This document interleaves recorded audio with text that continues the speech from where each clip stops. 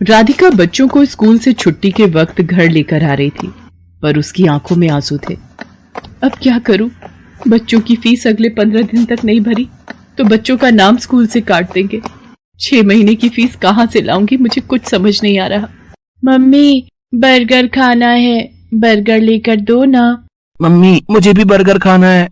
भैया, बर्गर कितने का दिया? 10 रुपए का आलू टिक्की और पनीर लगाकर 15 रुपए का है। 10 रुपए वाले 2 दे दो भैया। ये बर्गर बनाना कितना आसान है, अगर इसमें सब्जियां अच्छी लगाकर दो तो। ये लो आपके बर्गर। मम्मी, मुझे पनीर वाला खाना था। भैया, ये लो 5 रुपए और पनीर लगा दो। बस इतना सा टुकड़ा पनीर का, इसके 5 रुपए। ऐसे तो तुम ग्राहकों को लूट रहे हो। बहन जी, 15 रुपए में अब इतना ही पनीर मिलेगा। हमें भी तो बचत करनी होती है। अगर एक ही बर्गर पर ढेर पनीर लगा दिया तो फिर हमने दुकान चला ली। और इतना ही कम लग रहा है तो खुद घर पर क्यों नहीं बना लेते बर्गर? बर्गर वाले की ये बात राधिका के मन में घर कर गई और उसके मन में विचार आया, अगर मैं बर्गर का काम खोल लूं तो मेरे पास भी इतने पैसे हो जाएंगे कि मैं भी घर के खर्चों में हरीश की मदद कर सकूंगी। और फिर बर्गर बनाना तो बहुत ही आसान है। घर जाकर माजी और हरीश से इस बारे में बात करती हूँ। राधिका हरीश और सास से बर्गर का ठेला लगाने की बात करती है। लो, कर लो बात राधिका बहू, अब तुम भी बच्चों सी बात कर रही हो। पता है हम औरतों का घर से बाहर निकलकर काम करना कितना मुश्किल है। हम औरतें घर के चूल्हा चौका ही निपटा लें, वही गनीमत है। पर माँ जी, आजकल बर्गर का काम बहुत चल रहा है। अगर मैं ये कर लूं तो इससे हरीश को भी पैसों में मदद मिलेगी। मुझे 15 दिन तक बच्चों की 6 महीने की फीस जमा करनी है। हरीश की सैलरी घर के किराए और खर्च में लग जाती है। दोनों मिलकर काम करेंगे तो घर खर्च में आसानी होगी। माँ, राधिका का मन है तो मुझे लगता है हमें राधिका को काम करने से नहीं रोकना चाहिए। अब तू भी इसका साथ दे रहा है? फालतू के पैसे खराब करेगी और हाथ कुछ नहीं आएगा, देख लेना। हरीश राधिका को 2000 रुपए देता है, पर उतने में तो बस थोड़ा ही सामान आ पाता है। राधिका परेशान हो जाती है। हरीश ने जो 2000 रुपए दिए थे वो तो कम पड़ गए। अभी तो ठेले वाले को एक दिन के 200 रुपए और गैस सिलेंडर आएगा 500 का। अभी और खर्चा करना बाकी है। मुझे कुछ काम उधार उठाकर करना होगा। बर्गर का ठेला लगाने के लिए राधिका को उधार में सामान लेना पड़ा। राधिका ने बर्गर का ठेला लगाना शुरू कर दिया, पर अभी नया नया काम था तो ग्राहक कम आ रहे थे।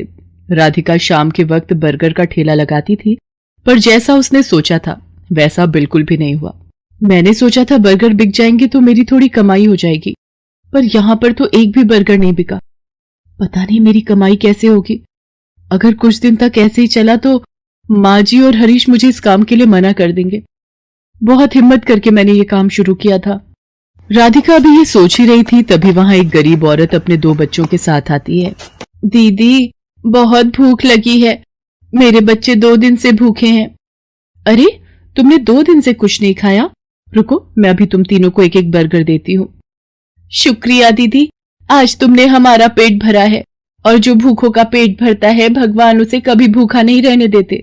तुम्हें जब भी भूख लगे तुम मेरे ठेले पर बेझिझक आ जाया करो, और यहाँ पर तुम अपने बच्चों के साथ अपनी भूख मिटा सकती हो।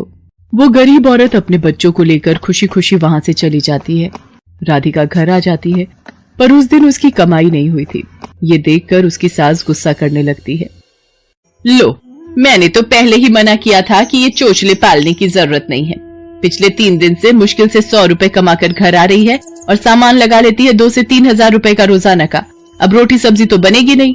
हम सब ये बर्गर खाकर पेट भर लेते हैं। क्यों, अब तो तू खुश है ना अपना नुकसान करके? माँ जी, मैं कोशिश कर रही हूँ ना, और मुझे विश्वास है एक दिन मुझे अपने काम में सफलता जरूर मिलेगी।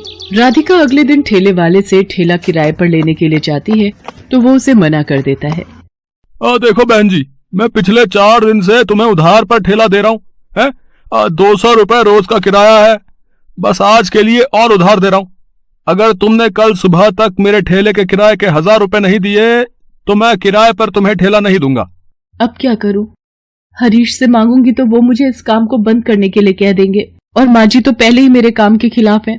पर मुझे अपने बच्चों के लिए पैसे जोड़ने हैं। हे भगवान, मेरी मदद करो। राधिका भगवान से प्रार्थना करती है कि उसके ठेले पर ग्राहक आ जाए। तभी नमस्ते जी, मैं पीछे वाली गली में बर्गर की एक दुकान चलाता हूँ। यहाँ से गुजरते हुए 2 दिन पहले मैंने आपको ये बर्गर का ठेला लगाते हुए देखा था। मुझे 15 दिन पहले एक अनाथ आश्रम के लिए बर्गर का ऑर्डर मिला था, पर 10 दिन पहले एक हादसे में मेरी सीधे हाथ की हड्डी टूट गई, जिसके कारण मैंने अभी बर्गर बनाने का काम रोका हुआ है। पर मैं ऑर्डर के पैसे ले चुका था, इसलिए मैं वहां मना भी नहीं कर सकता। अगर आप उस ऑर्डर के बर्गर बना सकें तो मेरी बहुत मदद हो जाएगी। मैं आपको इसके लिए अच्छे पैसे दूंगा। जी मैं जरूर करूंगी। आप मुझे बता दीजिए कितने बर्गर बनाने हैं। शाम को 4 बजे ही वहां पहुंचना है। जिन्होंने मुझे ऑर्डर दिया है उनके बच्चे का जन्मदिन है, वो अनाथ आश्रम 4 बजे पहुंच जाएंगे। वैसे मैं आपके साथ अपने एक आदमी को काम पर लगा देता हूं जो आपकी इस काम में मदद करेगा। ये 5,000 रुपए आप एडवांस रखो, बाकी के पैसे मैं आपको काम खत्म होने के बाद शाम को दे दूंगा, ठीक है? वो व्यक्ति मानो राधिका के लिए भगवान का रूप बनकर आया था। राधिका की सारी परेशानियां दूर हो जाती हैं। वो अपने उधार के पैसे भी चुका देती है और बच्चों के स्कूल की फीस भी जमा कर देती है। उस व्यक्ति को राधिका का काम इतना पसंद आता है कि वो राधिका के साथ पार्टनरशिप में काम करने लगता है। राधिका अब एक बर्गर की दुकान चलाती थी। राधिका की मेहनत और हिम्मत देखकर उसकी सास और हरीश बहुत खुश